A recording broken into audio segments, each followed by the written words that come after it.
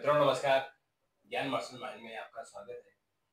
मित्रों, अभी शारदीय नवरात्रि की शुरुआत होने जा रही है और जितने भी हमारे हिंदू सनातनी हैं वो जरूर माता का व्रत रखते हैं। पूरे 9 दिनों तक अपने अपने तरीके से माता की पूजा करते हैं। मंदिरों में बड़ी लंबी लाइन लगती है। पर ऐसा क्या है कि नवरात्रि साल में 2 बार मनाई जाती है और हर हिंदू क्यों मनाता है? उसके पीछे क्या कारण है? इसकी शुरुआत कहाँ से हुई थी? कैसे लोगों को पता लगा कि नवरात्रि में 9 दिन माता की 9 जो उनके स्वरूप है उनकी पूजा की जानी चाहिए? आज हम इस पर चर्चा करेंगे। उससे पहले आपसे आग्रह है, अगर आपने चैनल सब्सक्राइब नहीं किया तो सब्सक्राइब कीजिए, शेयर कीजिए और लाइक ज़रूर कीजिए। तो हम बात करते हैं हमारे विशेषज्ञ डॉक्टर प्रतिम मिश्रा से। डॉक्टर साहब, आपका बहुत-बहुत स्वागत है। तो 22 सितंबर से शारदीय नवरात्रि शुरू हो रही है और उस दिन मैं देख रहा था कि जगह-जगह मंदिर, पंडाल सजने शुरू हो गए। पर चूँकि अभी पितृपक्ष है, तो मूर्ति की स्थापना नहीं हुई है। वो कल जाके जब पितृपक्ष समाप्त होंगे, तो 22 घट स्थापना घट स्थापना 22 को हो जाएगी। तो क्या इसका महत्व है? क्यों ऐसा होता है? देखिए, नवरात्रि 2 नहीं होते हैं, नवरात्रि 4 होते हैं 4 साल में। 2 नवरात्रि जो है शारदी और जो चैत मास में होते हैं, वो आम गृहस्थ और आम लोगों के लिए है। हाँ, जो दिखते हैं।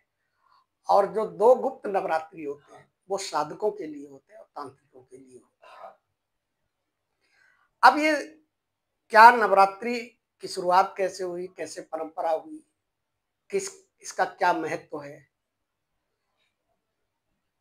कैसे इन दिनों में साधक माँ की साधना करके न केवल अपने अंदर की ऊर्जा को जागृत कर सकता है, बल्कि तमाम ऐसी चीजें भी उस प्राप्त कर सकता है जो कि आम दिनों में असंभव मानी जाती है। और जो हम लोग आम लोग जो नवरात्रि मनाते हैं वो बेसिकली ऋतुओं के संधिकाल का भी समय होता है। हाँ। तो उसका वैज्ञानिक महत्व भी है ना, क्योंकि जब ऋतुओं का संधिकाल होता है तो क्या होता है कि आपको तमाम पेट से संबंधित या वैसी बीमारियां होती है। तो इस वजह से इन 9 दिनों का जो व्रत है वो आपके शरीर को डिटॉक्स भी करता है और आपके ब्रेन को रीबूस्ट करता है, नई ऊर्जा और नई तरंगें देता है। अब चूंकि शारदीय नवरात्रि शुरू हो रही है, तो शारदीय नवरात्रि इसको बड़े पैमाने पे त्योहार के रूप में मनाया जाता है, लेकिन ये त्योहार नहीं बल्कि आत्मा की जागरण का संदेश होता है।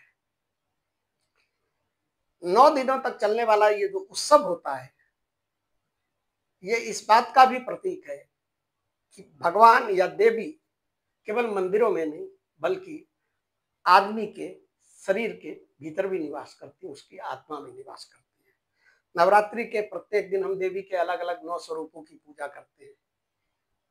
ये 9 रूप केवल देवी के स्वरूप नहीं है, बल्कि मनुष्य के भीतर शक्ति, विवेक, साहस, तप, करुणा और मोक्ष की यात्रा के 9 पड़ाव भी माने जाते हैं। इनको आप ऐसे समझिए, हम 9 स्वरूप की यात्रा करते हैं। बहुत से लोगों को ये जानकारी नहीं होगी कि इन 9 रूपों का संबंध केवल देवी से ही नहीं है, बल्कि हमारी आत्मा के अंदर जो छिपी हुई 9 शक्तियां हैं, उनसे इनका सीधा संबंध है। नवरात्रि का वास्तविक अर्थ जो होता है या जो रहस्य है, वो यही है कि हमारे अंदर की जो ऊर्जा है उसको जागृत करना, अपने मन और अपनी आत्मा को शुद्ध करना, सत्य, साहस और पूर्णता की ओर ले जाना। बहुत ही पवित्र दिन होते हैं और नवरात्रि को केवल बाहरी अनुष्ठान के रूप में नहीं देखना चाहिए, बल्कि ये 9 दिन होते हैं ना, ये शरीर, मन और आत्मा की संपूर्ण साधना के दिन होते हैं। बड़ी गूढ़ बात है, लेकिन इसको अगर समझेंगे तो आप समझेंगे कि नवरात्रि क्यों इतने महत्वपूर्ण होते हैं, क्यों इनको दुनिया में इस तरीके से मनाया जाता है, क्यों इतने व्यापक पैमाने पर होता है और कैसे लोग इन 9 दिनों में व्रत लोग रह लेते हैं। जो 2 घंटे भूखे नहीं रह सकते वो 9 दिन रहते हैं। ये ऊर्जा होती है, माता की ऊर्जा जो है वो इसमें प्रेरणा का काम करती है। ये आत्मा के भीतर जो आपकी छिपी हुई शक्तियां ना, उनको जागृत करने का समय होता है। इस दौरान की गई साधना बहुत जल्दी फलीभूत होती है। इस 9 दिन आम आदमी के लिए एक उत्सव की तरह होते हैं, लेकिन जो साधक होते हैं, जो तांत्रिक होते हैं, जो योगी होते हैं, वो इन 9 दिनों के अंदर जो है अपने अंदर की जो ऊर्जा है उसको जागृत करने का काम करते हैं। हमारे ऋषि मुनियों ने इस बात को कहा भी है कि देवी या माँ केवल बाहर मंदिरों में नहीं है, वो हमारे भीतर भी निवास करती है। जरूरत है उसको जानने की, और इन 9 दिनों में हम अपनी साधना के द्वारा, आराधना के द्वारा उसको जानने की, पहचानने की कोशिश करते हैं कि हमारे अंदर माँ है, कहाँ पर है, किस रूप में, और कैसे हम उनको प्राप्त कर सकते हैं। नवरात्रि का असली जो संदेश है वो है आत्मशक्ति का, है ना, और असत्य पर सत्य की विजय का। आत्मशक्ति कैसे? आत्मशक्ति ऐसे है कि 9 दिनों के अंदर साधक जो है पूर्ण संयम के साथ रहता है, चाहे उसका आहार हो, चाहे उसका विचार हो, पूर्ण संयम के साथ रहता है। इसका मतलब इन 9 दिनों में उसका आत्म अनुशासन जो है बहुत प्रबल होता है और वो आराम से करता है, और ये सब माँ की कृपा से होता है। अब मैं आपको बताता हूं कि देखिए, जो देवी के 9 स्वरूप हैं, इनका मतलब क्या है, ये 9 स्वरूप की क्यों पूजा होती है, और इन 9 स्वरूप का पूजा करने से क्या क्या चीजें होती है। देवी का पहला स्वरूप जो है वो शैलपुत्री है, पर्वतराज हिमालय की पुत्री है। वो किसका प्रतीक है? स्थिरता और दृढ़ता का प्रतीक है। अब अगर मान लो कि आप माँ शैलपुत्री की स्वरूप की पूजा कर रहे हैं, तो आप ये मान के चलिए कि आपके जीवन में स्थिरता आएगी, धैर्य आएगा, और आध्यात्मिक उन्नति के रास्ते खुलना शुरू हो जाएंगे। दूसरा स्वरूप माँ का है ब्रह्मचारिणी। ये माँ का वो स्वरूप है जो तप और साधना का स्वरूप है। ब्रह्मचारिणी माँ जो है तप और साधना का स्वरूप है। इसमें इनके स्वरूप की पूजा करने से आपको जो लाभ होगा, मैं वैसा लाभ बता रहा हूं आपको कि आप कितने भी विपरीत समय में होंगे, कितने भी संघर्ष में होंगे, आपकी संकल्प शक्ति जो है आपको सहारा देने का काम करेगी, तपस्या का फल मिलेगा। माँ का तीसरा स्वरूप होता है चंद्रघंटा। ये उग्र रूप होता है, माता का उग्र स्वरूप है। ये भय और जो बाधाएं होती है उनको दूर करने का उनका प्रतीक होता है, उनको दूर करने का होता है। अब इस स्वरूप की अगर आप माता चंद्रघंटा की पूजा करते हैं तो शत्रु से रक्षा का काम होगा, आपके अंदर साहस विकसित होगा, और आप जो है वो गलत सलत चीजों की बजाय न्यायपूर्वक बात करना शुरू करेंगे। आपके मन में न्याय के प्रति एक भावना बढ़ेगी। माता का चौथा स्वरूप जो है वो कूष्मांडा है ना। कूष्मांडा माता जो है ब्रह्मांड की सर्जक मानी जाती है, ऊर्जा का अनंत स्रोत मानी जाती है। इनके अगर स्वरूप की पूजा आप करते हैं, देखिए हर दिन की पूजा का क्या क्या लाभ मिल रहा है आप समझ लीजिए कि 9 दिन की पूजा में आपको सब कुछ मिल गया, सब कुछ मिल गया 9 दिन में। जो आप नहीं जानते भी नहीं वो सब मिल रहा है आपको। तो माता कूष्मांडा की जब पूजा आप चौथे स्वरूप की करेंगे तो आपको स्वास्थ्य, दीर्घायु और जीवन ऊर्जा का लाभ मिलता है। 5वां माता स्कंद माता, जैसा कि उनके नाम से है। कौन है स्कंद माता? माता कार्तिकेय की माँ का, है ना, मातृत्व और करुणा का प्रतीक है। अगर इस स्वरूप की आप पूजा करते हैं तो आपके अंदर करुणा कूट कूट की होगी, आप लोगों से प्रेम करना सीखेंगे, और आपको सुख शांति आएगी, और आपको संतान सुख की प्राप्ति होगी। जो लोग संतान सुख के लिए पूजा करना चाहते हैं वो माता स्कंद माता की पूजा कर सकते हैं, ठीक है ना। छठा रूप माता का कात्यायनी रूप होता है। कात्यायनी युद्ध और वीरता की देवी मानी जाती है, कात्यायनी देवी की। आप के अंदर जब आप इनका आराधना करते हैं, इनकी पूजा करते हैं, तो आपके अंदर एक आत्मविश्वास आता है, और विवाह संबंधी जो बाधाएं होती है उनको दूर करने के लिए स्वरूप की पूजा बहुत ही लाभदायक होती है। 7वां कालरात्रि। कालरात्रि नाम से ही दिखाई पड़ रहा है कि तमोगुण का नाश करने वाली कालरात्रि। स्वरूप उनका भयानक है, लेकिन ममता उनके अंदर कूट कूट भरी हुई है। तो राक्षसों को मारने के लिए उनका भयानक रूप। हाँ, जो राक्षस है, जो अधर्म है, उनका नाश करने के लिए आपको जो भय है, अज्ञात भय होता है, जो निगेटिव एनर्जी होती है, जैसे जादू टोना फलाना दिखना, ग्रह बाधा, ये सब कोसों दूर भागते हैं सप्तम रूप माता कालरात्रि की पूजा करने से, उनके स्वरूप की पूजा करने से। आठवां रूप महागौरी। महागौरी श्वेत बाण, निर्मल व पवित्रता का प्रतीक है। आपने देखा होगा माता के स्वरूप को जो मैं बता रहा हूँ, यही कलर है उनके। अगर इन माता के स्वरूप की पूजा करते हैं तो आपको मन की शुद्धि, पापों का नाश और सौभाग्य की प्राप्ति होती है। और सिद्धदात्री नाम से ही है कि सभी सिद्धियों को देने वाली है। आपको ज्ञान, आपको धन, यश, ये सारी चीजें और इवन मोक्ष की प्राप्ति भी माता सिद्धदात्री की पूजा से आपको प्राप्त हो सकती है। नवरात्रि का इतिहास जो आप कह रहे थे कि कैसे शुरू हुई नवरात्रि, तो देखिए ऋग्वेद में हमारे यहाँ नवरात्रि की परंपरा वैदिक काल से है। ऋग्वेद और देवी सूक्त में शक्ति की उपासना का उल्लेख किया गया है। महाभारत में भी युद्ध से पहले अर्जुन ने शारदीय नवरात्रि की पूजा की थी और विजयश्री की कामना की थी। मार्कंडेय पुराण के देवी महात्मा जो दुर्गा सप्तशती है, उसमें एक महिषासुर के वध की कथा आती है। और मैं एक चीज और बताऊं आपको, ये जो दुर्गा सप्तशती है, ये मार्कंडेय पुराण का एक हिस्सा है। इसकी संरचना महर्षि मार्कंडेय ने की थी। देवी का ये दुर्गा सप्तशती जो है कितना ताकतवर है, इसकी आप कल्पना नहीं कर सकते, क्योंकि इसमें देवी के तीनों स्वरूपों का इसमें जो है आराधना है। माता महालक्ष्मी, माता सरस्वती और माता महाकाली। आप इसको सामान्य मत समझिए।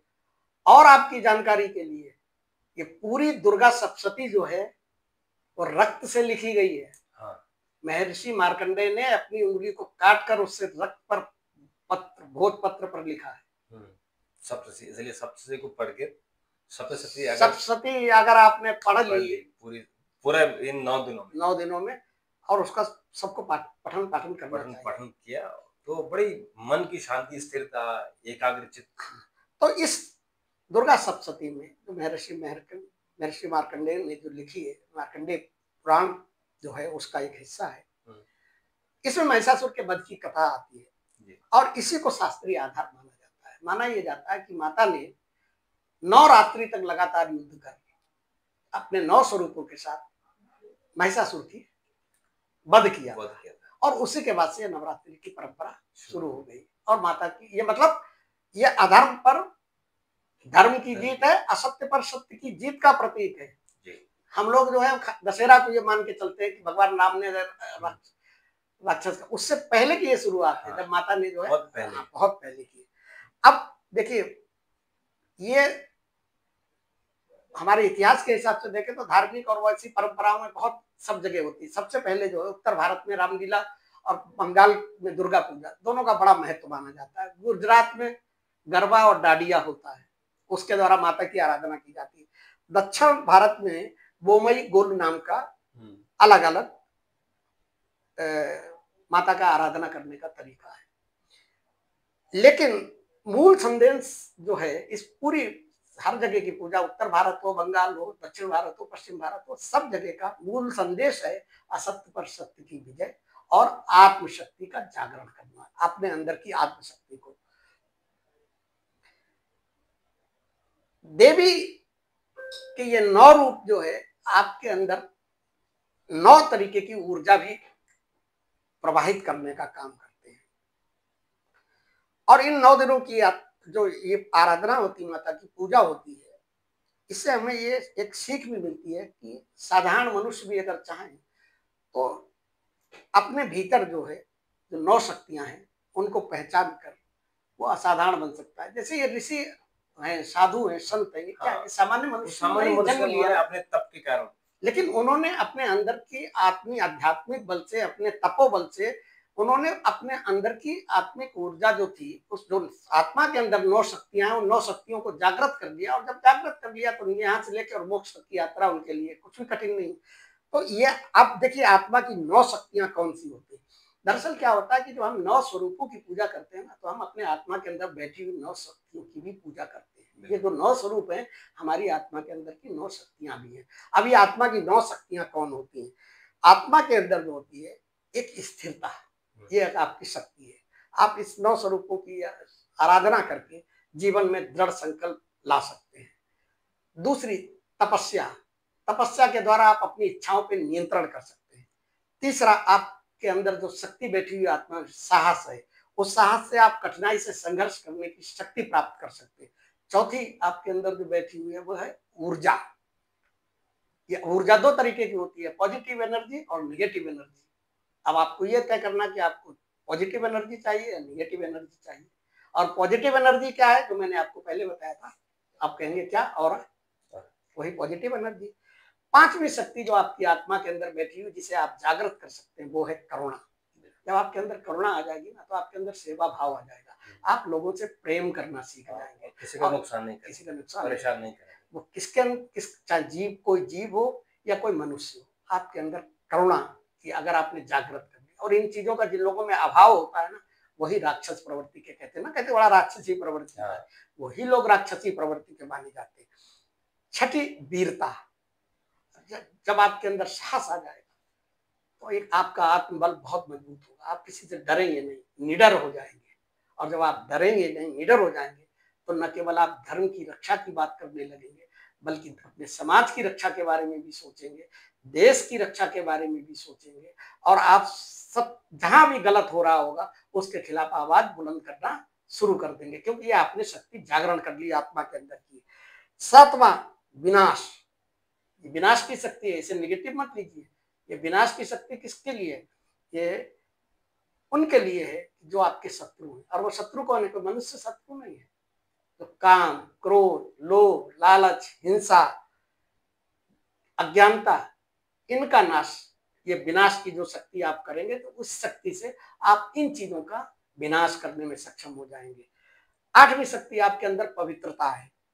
आपका मन निर्मल हो जाएगा, चित्त निर्मल हो जाएगा, और जब मन और चित्त निर्मल हो जाएगा ना, तो सब में आप ईश्वर को देखना शुरू कर देंगे। और जब ईश्वर को देखना शुरू कर देंगे तो आप समझ जाइए कि फिर उसके बाद तो आप साधारण मनुष्य की श्रेणी से बहुत ऊपर गए। और नवा जो शक्ति है आपकी आत्मा के अंदर, वो है पूर्णता की शक्ति। और जिस दिन आपने इसको जागृत कर दिया, पूर्णता की शक्ति को जागृत कर दिया, आप ये मान कर चलिए कि आपको सारी सिद्धियां, जो अष्ट सिद्धि नौनिधि होती हैं, वो आपके लिए दुर्लभ नहीं रहेंगी, आप चाहेंगे वो मिल जाएंगी। और सबसे बड़ी बात क्या है कि आपका आत्म साक्षात्कार हो जाएगा। आप आत्म साक्षात्कार का मतलब क्या है? आप जान जाएंगे कि मैं कौन हूँ, मेरा जन्म क्यों हुआ है, मुझे क्या करना है। हाँ, मैं आत्म साक्षात्कार हो जाएगा। अब देखिए, ये 9 स्वरूपों का मतलब इसको सामान्य मत लीजिए। ये मैं आपसे पूछने वाला हूँ कि इन 9 दिनों में अगर जो हमारे शरीर में जो चक्र है, हमारे 7 चक्र हैं, उन चक्रों को एक-एक दिन के लिए हम खोल सकते हैं। हाँ, नहीं देखिए, मैं एक चीज मैं इसमें बताऊं कि ये कुंडलिनी जागरण जो प्रक्रिया है ना, वो बिना किसी गुरु के नहीं करते। लेकिन इन 9 दिनों में, और ये जो 9 शक्तियों की जब हम आराधना करते हैं, तो हम उनको एक्टिवेट कर सकते हैं। जो अभी बिल्कुल सोई हुई, बिल्कुल दबी हुई है, तो हम अपनी साधना से उनको थोड़ा सा एक्टिवेट भी अगर करने में सफल हो गए, तो आप समझ लीजिए बहुत बड़ी बात हो गई। क्योंकि सातों चक्र जागृत करने के बाद तो आप मोक्ष को प्राप्त हो जाएंगे। फिर तो आप में हर जगह भगवान दिखाई पड़ेंगे, आप डायरेक्ट भगवान से बात करेंगे। वो साधारण मनुष्य की बात नहीं है। मुझे लगता नहीं इस पृथ्वी पर गिने चुने कुछ साधु ऋषि मुनि हैं, उनके भी किसी की एक चक्र खुला है, किसी का 2, किसी का 3, जिन्होंने अपनी कुंडलिनी को जागृत कर रखा है, और सातों चक्र जागृत हैं। हमारे गुरु जी के सातों चक्र जागृत हैं, उन्होंने माता का साक्षात्कार किया है। आचार्य रजनीश के भी 2 चक्र जागृत हैं। अपने श्री रविशंकर जी, उन्होंने भी कुंडलिनी को अपना जागृत किया हुआ है। कितने स्तर है मुझे नहीं पता है, लेकिन कुंडलिनी जागृत है। तो जो ये आपको जो इस तरीके के साधु संत दिखाई पड़ रहे हैं, ये तो अच्छे साधु संत हैं, अभी उन्होंने कुंडलिनी जागरण। अब खैर चलिए, अब ये जो 9 शक्तियां हैं, ये कुंडलिनी ऊर्जा के 9 पड़ाव भी हैं। अभी जो आपने पूछी ना कि जैसे मूलाधार चक्र है, वो शैलपुत्री का स्वरूप है, मतलब स्थिरता। अब देखिए, आप कैसे समझेंगे? जब मूलाधार चक्र आपको पता नीचे होता है, ठीक है ना, आप जब आसन पे बैठते हैं तभी तो आप स्थिर होते हैं, है ना। तो वो सीधा सीधा संबंध क्या है? मूलाधार का शैलपुत्री से है। माता के दूसरे स्वरूप ब्रह्मचारिणी, मैंने बताया था, तप व संयम, है ना, प्रतीक है। वो कौन सा चक्र है कुंडलिनी का? वो है स्वाधिष्ठान। स्वादिष्टान। ठीक। तीसरा माता का स्वरूप चंद्र घंटा है जो साहस और शक्ति का है। तो ये है मणिपुर। मणिपुर। अगर थोड़ा भी आपने मतलब एक्टिवेट आपका हो गया आराधना के दौरान, तो आपके अंदर साहस और शक्ति की कमी नहीं रहेगी। चौथा है अनाहत। अनाहत क्या है? ये कूष्मांडा, चौथा जो स्वरूप माता का है, करुणा और सृजन का स्वरूप है ना। पांचवा है जो आपका चक्र है वो विशुद्धि है। ये स्कंद माता का स्कंद माता का वाणी और करुणा पे आपका नियंत्रण हो जाएगा। छठा चक्र जो है वो आज्ञा चक्र है, कात्यायनी। ये यहाँ पे आज्ञा चक्र होता है, ये कात्यायनी। ये विवेक और निर्णय का चक्र होता है। अगर ये चक्र जिनका एक्टिवेट हो जाता है उनके लिए कुछ भी असंभव नहीं होता। उनका विवेक और उनके निर्णय जो है बहुत त्वरित होते हैं, बहुत दूर तक जाते हैं। सातवां रूप माता का जो है कालरात्रि। ये सहस्रार जो है इससे थोड़े पहले का है, भय और ज्ञान का अंत होता है। महागौरी आठवां रूप शुद्धि और प्रकाश का है। ये सहस्रार बोलते हैं, ये जो ब्रह्मरंध्र बोलते हैं। तो और इसका जो सर्वोच्च स्तर होता है सहस्त्रार का, ब्रह्मरंध्र का, वो क्या है? माता का 9वां स्वरूप सिद्धदात्री, जहां से मोक्ष और सिद्धियां प्राप्त होती। मैंने आपको बताया ना कि जब आपने सारो चक्र एक क्रम करके आप एक्टिवेट करते जाएंगे और जब इसके ऊपरी चरण पे पहुंचेंगे, यहाँ 3 है, एक पहला दहलीज का है, बीच का है और उसके बाद सर्वोच्च ऊपर का है। जैसे ही ऊपर का चक्र आपका हुआ उसके बाद आप सीधे जो है मोक्ष को प्राप्ति हुई, आपको सीधे भगवान का साक्षात्कार होता है। और उसके बाद ये जो सिद्धियां हैं ये बहुत मामूली सी चीज आपको लगने लगती है, कुछ है नहीं, जब चाहो तब उनको कर सकते हो। इस प्रकार नवरात्रि साधना करते करते अगर आप नवरात्रि में साधना पूर्ण संयम और उसके साथ करते हैं तो आपकी ऊर्जा धीरे धीरे उठती है और आत्मा को दिव्य आनंद, जैसे कहते हैं ना दिव्य आनंद मुक्ति के प्रकार। अब आपने देखा होगा जो लोग 9 दिन का व्रत रहते हैं वो क्या कहते हैं? आनंद, आनंद प्रफुल्लित रहता है, मन शांत रहता है। आप 9 दिन का व्रत रहते हैं, आप देखते होंगे बाकी दिनों की तुलना में इन दिनों में आपको अलग ही आनंद होता है। आपके अंदर आत्म अनुशासन कैसे आता है, आत्म संयम आता है, आप गलत सलत नहीं बोलेंगे, गाली गलौज नहीं करेंगे, किसी से कोई हिंसा नहीं करेंगे। ये सब क्या है? ये सब माता की प्रेरणा है। माता की इस नवरात्रि में आप भी जरूर इन बातों का एहसास कीजिएगा और उसे एक एक दिन करके, जैसे प्रथम शैलपुत्री है उनकी क्या पूजा करनी है, कौन सा पाठ करना है, फिर आपका कौन सा चक्र खुलना है, ये आप पूरा वीडियो देखिए, आपको एक एक चीज का पता। एक चीज और छोटी सी मैं बता दूं कि ये नवरात्रि क्यों अत्यंत पवित्र मानी जाती, क्यों चमत्कारी मानी जाती है। इन नवरात्रि में अगर 9 दिन माता के आपके 9 स्वरूप की आपने पूजा कर ली तो आपके 9 ग्रह जो है ना वो एकदम लाइन पे आ जाएंगे। लाइन पे आ जाएंगे। हाँ, जो ग्रह टेढ़े मेढ़े घूम रहे हैं, ग्रह दोष जो है ना जो ग्रह दोष अपने आप शांत हो जाएगा। अब वो क्यों है?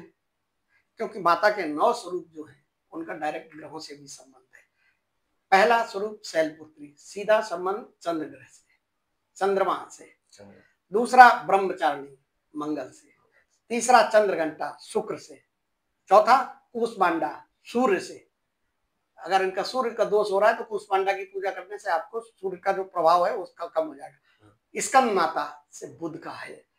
कात्यायनी से सीधा बृहस्पति ग्रह का संबंध है। काल रात्रि शनि का संबंध है। अगर शनि ज्यादा प्रकोप कर रहे हैं तो काल रात्रि की पूजा कीजिए, शनिदेव अपने आप शांत हो जाएंगे, क्योंकि सीधा संबंध माता के इन स्वरूपों का इन ग्रहों से है।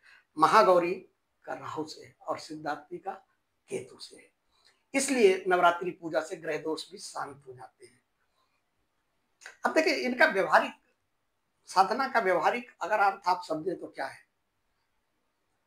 कि मैंने आपको एक बार बताया था आप कि व्रत क्यों करते हैं, याद हुआ? आप हम लोगों ने चर्चा की। तो 48 घंटे का व्रत जो है ना आपके अंदर अमृत बनाने लगता है। अमृत मतलब जो आपके अंदर की सारी जो गंदगी है ना उसको बाहर फेंक देता है, डिटॉक्स कर देता है।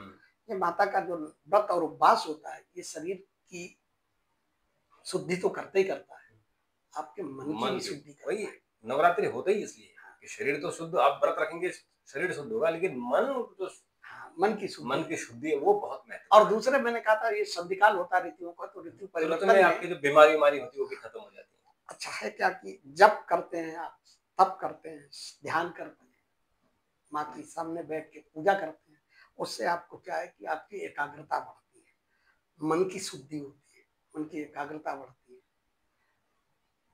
और आपका आत्मबल जो है वो मजबूत होता है।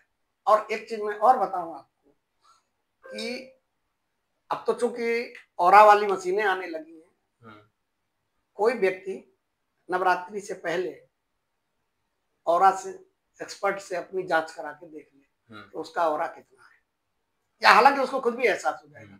और 9 दिनों के व्रत के बाद मशीन यूं करके खुलेगी, ऐसे लगेगी और उससे खुद लगेगा, ये फील होता है हाँ, आपका औरा।